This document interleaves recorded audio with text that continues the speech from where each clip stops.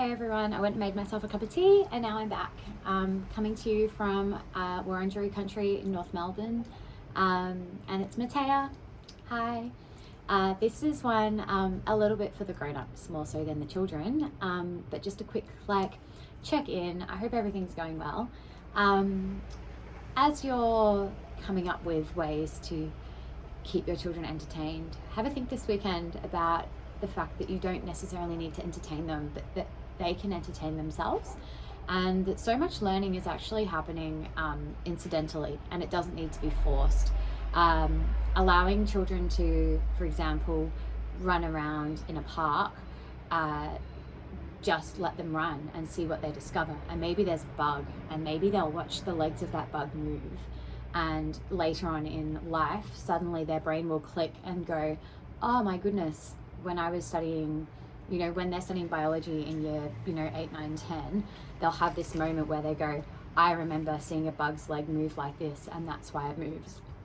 Honestly, never really studied biology, couldn't tell you in those sort of respects. For me, I did a lot of chemistry at school, and cooking is the perfect example of transformations and reactions and how those things happen. Now, my grandmother worked with early childhood, and my mother has passed along a lot of my grandmother's wisdom, and there's a lot of early childhood expertise in my extended family. And one of the phrases that I've adopted recently is called toddler science, and that is the fact that young children are experimenting and exploring all the time. Their brains are making connections. It's the most neural development happening at that time of their lives. And so when we talk about toddler science, we should also think about where art fits into that. There's so much of a force and pressure, and it gets harder and harder for children as they get closer to school age. Parents start to look at being ready for school, and what does being ready for school look like?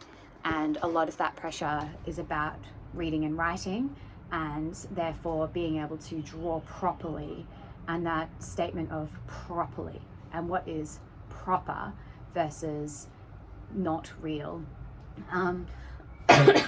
So I'm going to read a little bit later, Mix It Up, and also Beautiful Oops, which are two wonderful books.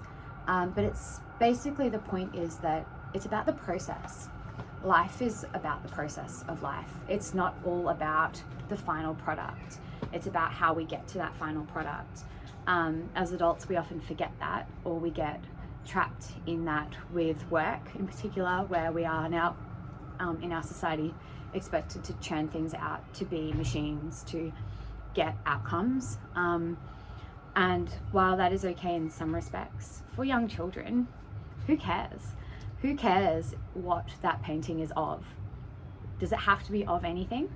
Or can it just be a creation? And instead of asking the question, what did you paint? Maybe you could say, can you tell me about your painting?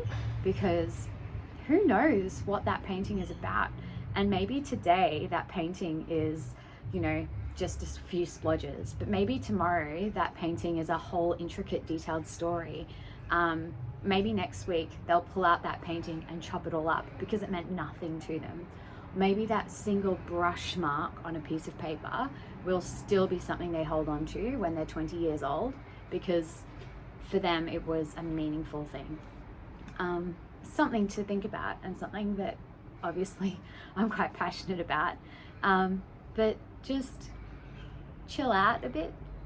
I know it's hard, it's really stressful, but they'll be okay. And if you are worried about what you're doing, then chances are you're being a pretty good parent, because you're worrying, and you'll get through this.